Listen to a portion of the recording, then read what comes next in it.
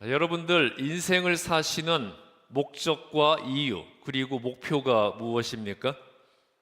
내가 이것만 볼 수 있다면, 내가 이렇게만 될 수 있다면 지금 죽어도 여한이 없다. 그런 것 있으세요? 출세, 성공, 번영, 재물, 권력, 신분, 지위, 명예 이런 거겠죠? 자, 여러분들은 누구를 위해서 그리고 무엇을 위해서 신앙생활 하시고 교회를 다니시고 있습니까? 자, 나를 위한 신앙생활이고 또 내 목적을 이루기 위한 그런 믿음 생활 하시고 있지 않습니까? 내가 구원받기 위해서, 내 성공과 출세를 위해서, 내 번영과 부를 위해서, 내 명예와 기쁨과 만족을 위해서, 내 축복을 위해서, 그리고 내 자식의 성공을 위해서 우리가 신앙생활하고 믿음 생활하고 있는 것 아니냐는 거죠. 그런데 여러분, 우리가 구원받기 위해서 예수 믿는 것 아니에요. 구원받기 위해 예수 믿는다, 당연한 말 같지만 구원을 받기 위해 예수를 믿는다는 말 자체가 예수님으로부터 무엇인가를 받아내겠다는 거잖아요. 그게 아니라는 거죠.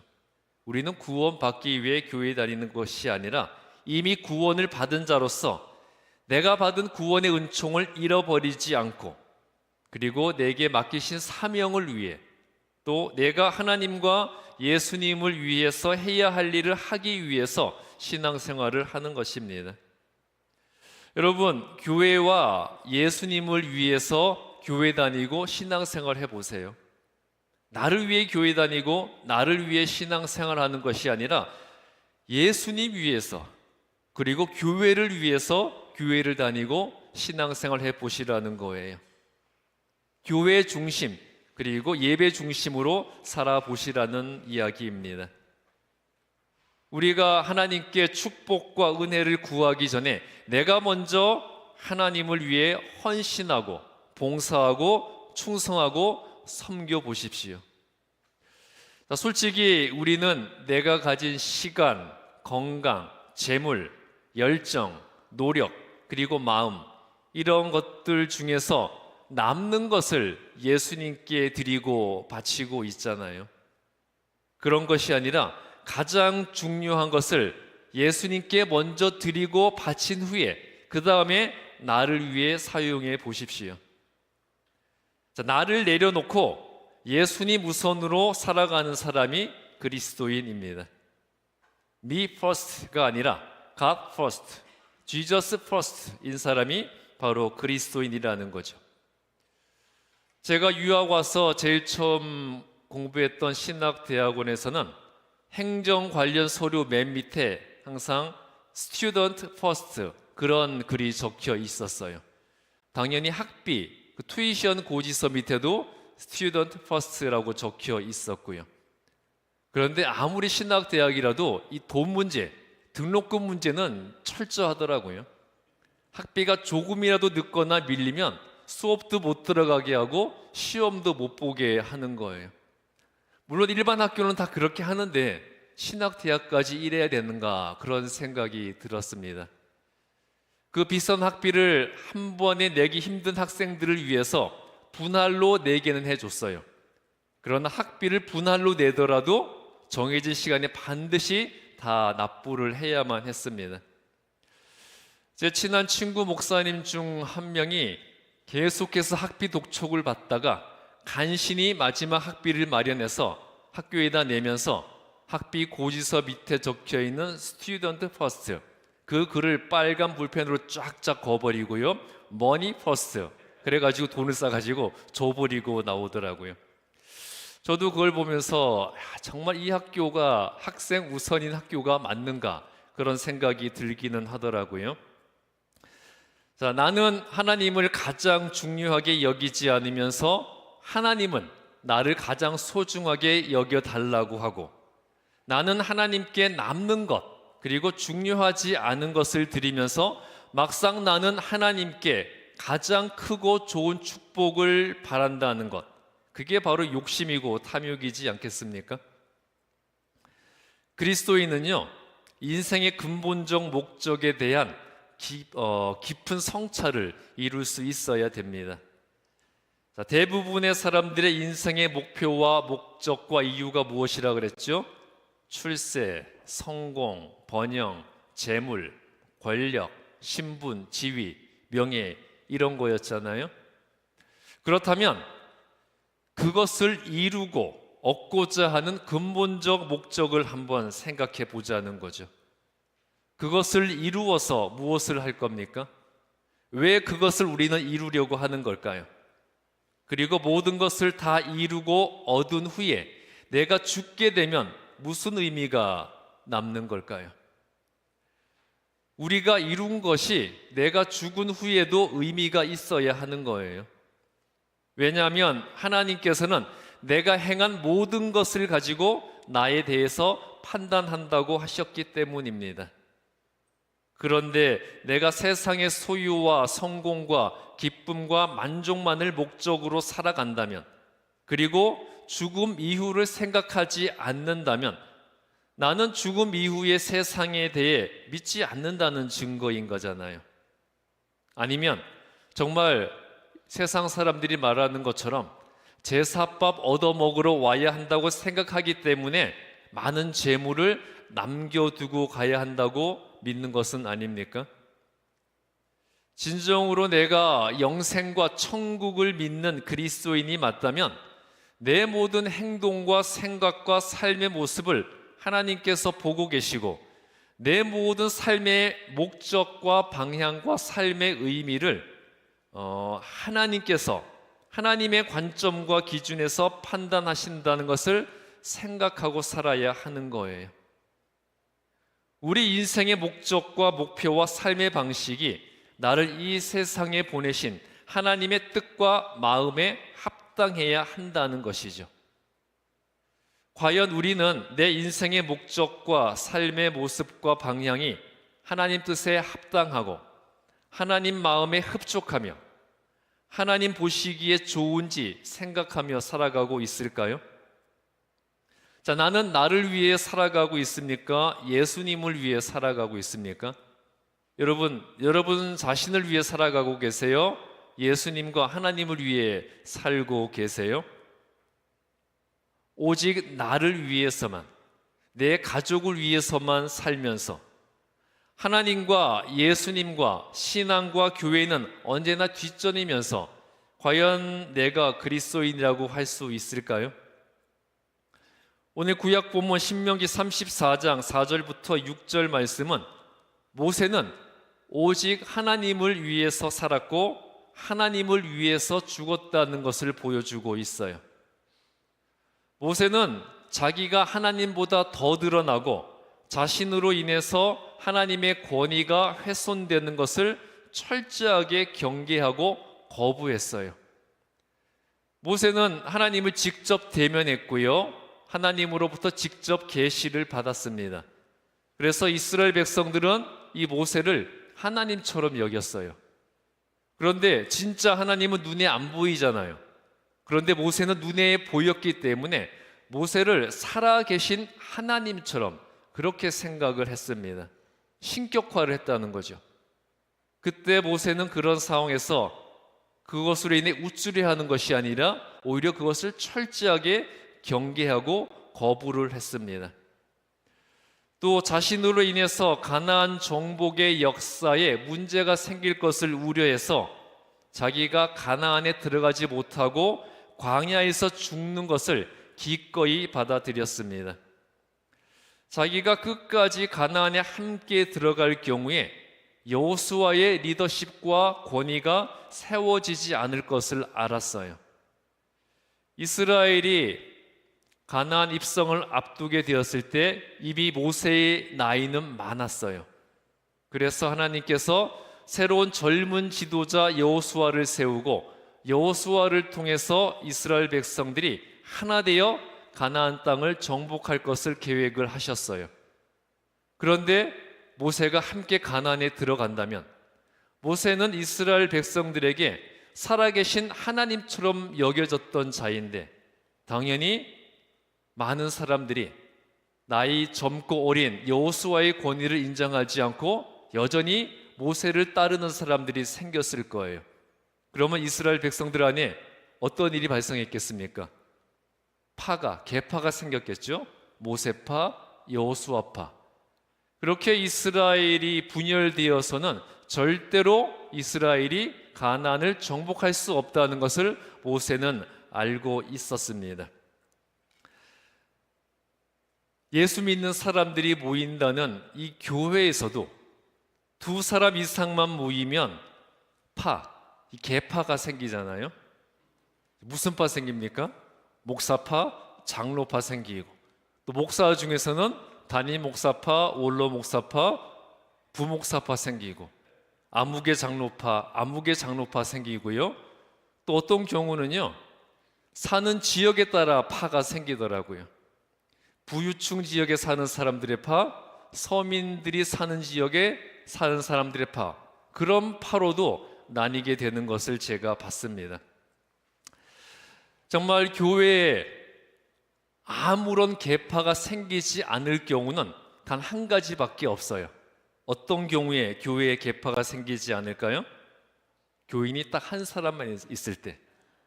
그런데 교인이 두 사람이 되는 순간부터 목사파, 사모파 그렇게 나눠버리기도 해요. 자, 이렇게 모세 때문에 여호수아의 리더십과 권위가 인정받지 못하면 여호수아를 통해서 가나안 정복의 역사를 이루시려 했던 하나님의 뜻과 계획이 차질이 생길 수가 있었어요. 모세는요, 자신의 영광과 명예, 그리고 자기도 가나안에 들어가고 싶다는 자신의 꿈과 소원보다 하나님의 뜻과 의지, 그리고 하나님의 영광이 더 중요했습니다. 모세는요, 이스라엘의 지도자의 역할을 받아들인 것도 하나님의 영광을 위해서였어요. 모세가 처음 이스라엘의 지도자로 부름받았을 때 이미 80살이었습니다. 나이가 많았어요. 그런 상황에서 그 말 안 듣는 이스라엘 백성들을 이끌고 가나안으로 간다는 것, 힘든 일이었고 사서 고생하는 일이라는 걸 알고 있었습니다. 하기 싫었어요. 그렇지만 하나님의 영광을 위해서 모세는 그 역할을 받아들였고요. 또 그렇게 지질이 말 안 듣는 이스라엘 백성들 때문에 중간에 몇 번이고 때려치고 싶었지만 또 하나님의 이름을 위해서 포기하지 않았습니다. 자기가 포기해버리면, 그래서 이스라엘 백성들이 가나안에 가지 못한다면 많은 사람들이 저 이스라엘의 신 하나님은 자기 백성을 광야에서 죽게 만들려고 애굽에서 이끌어내었다, 그렇게 하나님의 이름을 망령되이 일컫게 될까봐, 하나님의 이름을 부인하게 될까봐 그는 하나님의 이름을 위해서 끝까지 자신에게 주어진 역할을 포기하지 않았습니다.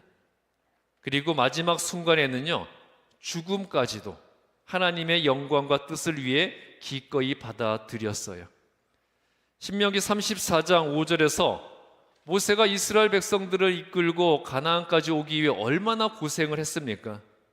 그 온갖 고생을 다 하고도 자신이 가나안 땅에 들어가지 못하고 광야에서 죽는 것이 이스라엘 백성들의 미래를 위한 하나님의 뜻이라는 말씀에 기꺼이 순종을 했습니다.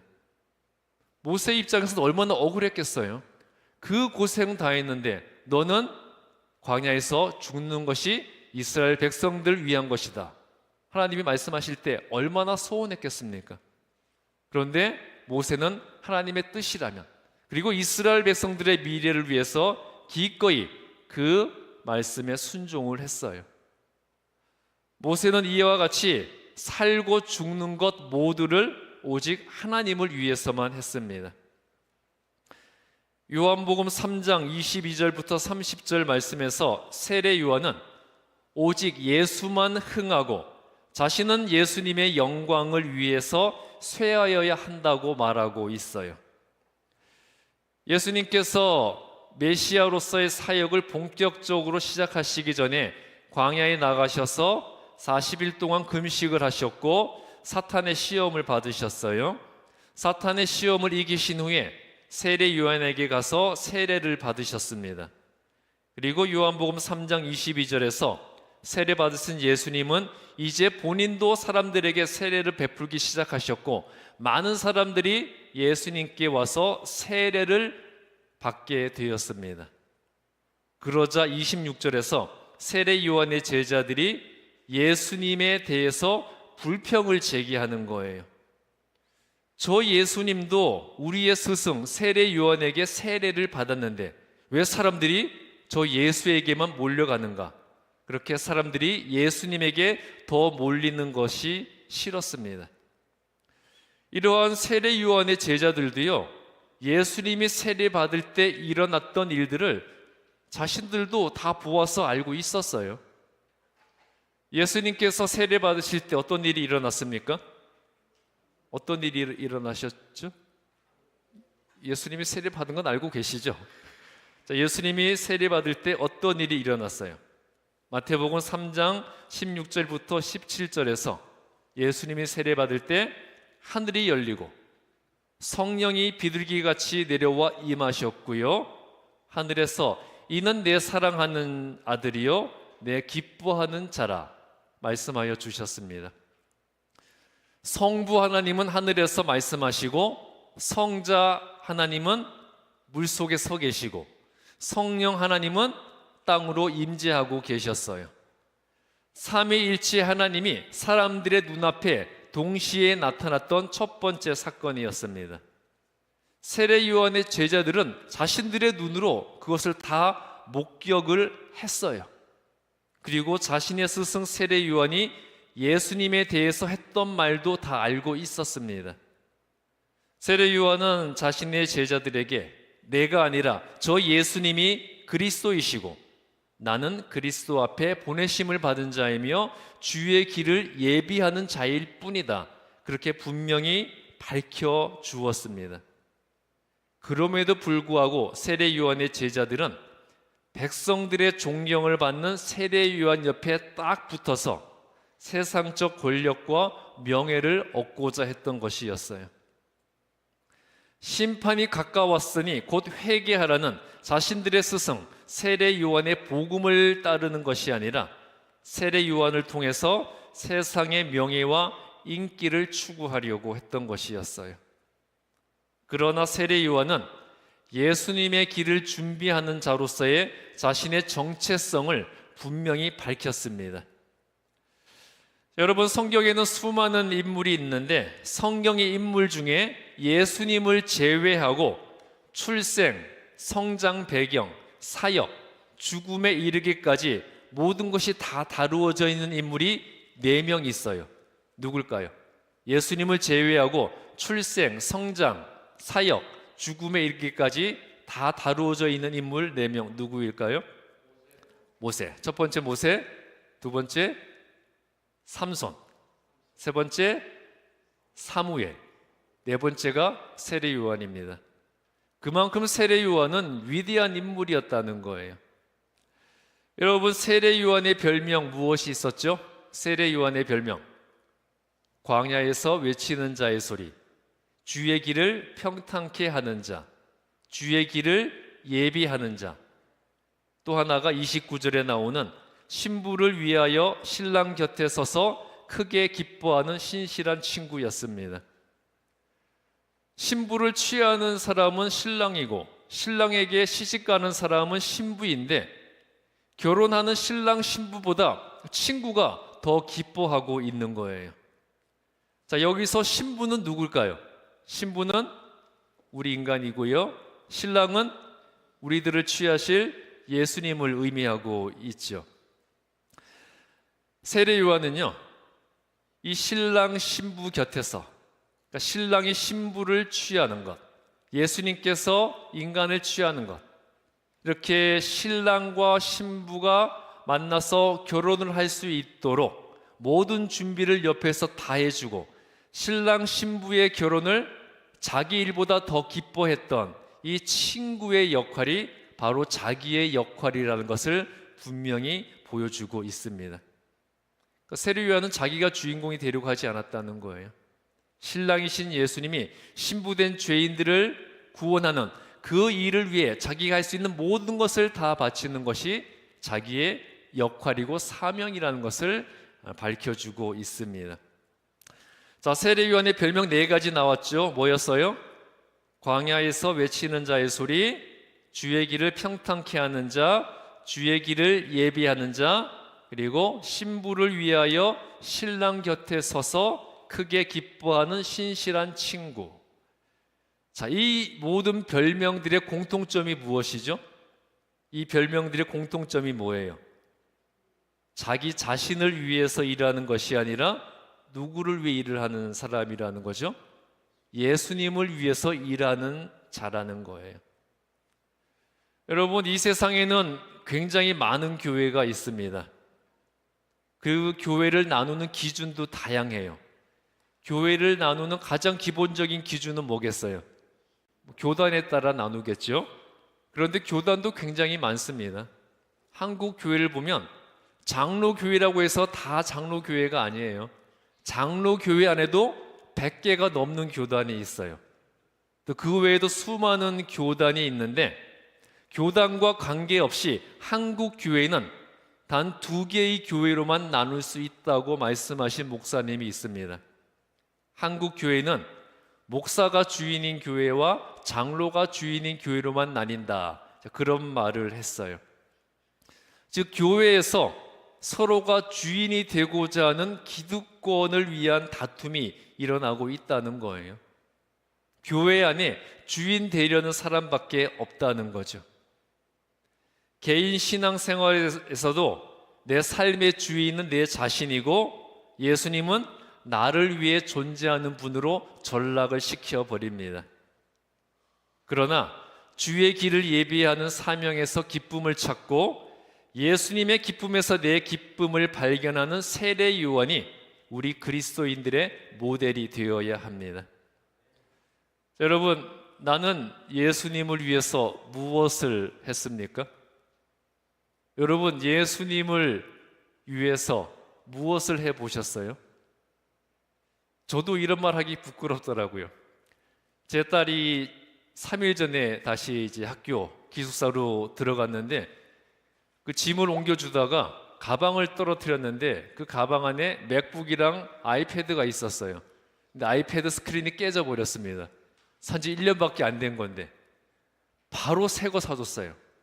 근데 저는 제 태블릿이 오래돼가지고 이거 바꾸냐 마느냐 6개월 동안 고민하고 있는데, 딸 거는 그냥 그 자리에서 사주게 되더라고요. 그러면서 내가 내 자식을 위해서는 이렇게 모든 것을 다 아끼지 않고 주는데, 내가 예수님을 위해서, 교회를 위해서, 하나님을 위해서 즉시 행동하고 가장 소중한 것을 아낌없이 드려본 적이 있는가? 제 자신의 모습에 대해 회개해 보게 되었습니다. 자, 여러분들은 예수님을 위해서 무엇을 해 보셨습니까? 세례 요한은 30절에서 그는 흥하여야 하겠고 나는 쇠하여야 한다고 말했습니다. 예수님이 흥하기 위해서 자기는 쇠하여야 한다는 것이었어요. 예수님이 흥하시기 위해서 나는 쇠하겠다는 사람을 하나님은 오히려 어떻게 해주실까요? 흥하게 해주신다는 거예요. 예수님을 위해서 기꺼이 나는 쇠하겠다, 그런 사람을 하나님은 흥하게 해주신다는 것인데요, 즉 하나님은 복받을 자격이 있는 사람에게 복을 주신다는 거예요. 그럼 여러분, 복받을 자격이 있으신 분들이십니까? 우리가 하나님께 항상 복을 구하잖아요. 그런데 축복을 구한다고 다 주시는 것 아니에요. 복받을 자격이 있는 사람에게 주신다는 겁니다. 자, 나는 죽고 예수로 다시 사는 사람, 즉 나는 죽고 예수를 위해서 사는 사람이 바로 그리스도인입니다. 그렇다면 나는 누구를 위해 살고 있습니까? 나는 죽고 예수를 위해 사는 사람이 그리스도인이라고 했는데, 과연 나는 누구를 위해 살고 있을까요? 셋 중에 하나일 거예요. 내 자신을 위해 사느냐, 특히 한국 사람은 내 자식을 위해 사느냐, 예수님을 위해 사느냐. 자, 우리는 누구를 위해 살고 있습니까? 내가 참된 그리스도인이 아니라 교회만 다니는 교인인 내가 하나님 앞에서 구원받을 자격이 있는 자로, 하나님의 자녀로 불릴 자격이 있는 자로, 그리고 천국과 영생을 누릴 만한 자로 판단받을 수 있는지 정말 진지하게, 객관적으로, 솔직하게 판단해 보셔야 됩니다. 내가 참된 그리스도인이 아니라 그냥 교회만 다니는 교인인데 그런 내가 하나님 앞에서 구원받을 자격이 있을까? 그런 내가 하나님의 자녀로 불릴 자격이 있을까? 내가 천국과 영생을 누릴 만한 자로 판단받을 자격이 있을까? 진지하게, 객관적으로, 솔직하게 판단해 보시기 바랍니다. 여러분, 이제 내 인생에서, 내 언행에서, 내 생각에서, 내 삶의 목적과 목표에서 나는 죽고 예수는 흥하여야 합니다. 나는 쇠하고 하나님이 영광을 받으셔야 합니다. 나는 드러나지 않고 교회의 덕을 나타내어야 합니다. 바로 이것이 우리의 믿음과 신앙의 본질이고 관점이어야 하는 거예요. 우리 주반석교회 모든 성도님들, 나는 죽고 예수로 사는 그러한 그리스도인들이 되시기를 주님의 이름으로 축복합니다. 기도하겠습니다. 하나님, 나는 죽고 예수로 사는 주님의 성